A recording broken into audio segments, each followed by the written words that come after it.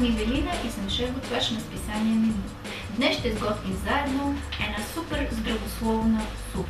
Ще сложим нарязан спанак и киселец, моркови, зелен грах, зелен лук, чесън и ечемичени, пресовани ечемичени, но могат да се сложат и едри овесени ядки. Всичко ще завършим на финал с 3 китки. Нарязан наситно копър, магданос и джоджен.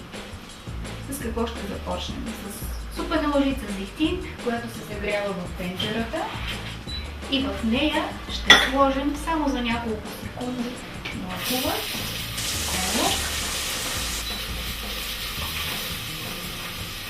и чесъна.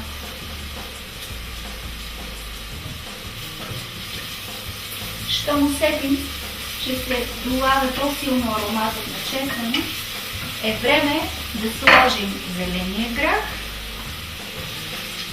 и нарязания спанак. Нужни са само няколко секунди в горещения зехтин, за да се извлече ароматът от всички зеленчуци и поправки. Всички тези зеленчуци ще залея с 1 литър гореща вода, а за повече вкус и аромат ще добавя купчета мазни зеленчуков бульон. Нужни са не повече от 5 минути на всички зеленчуци леко да обмекнат.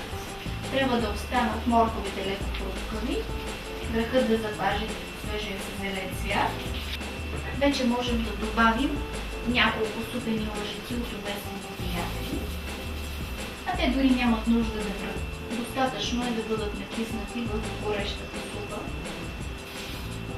за 10 минути и са готови. Ще завършим с нарязането на ситно ароматни тревли или зелени поправки.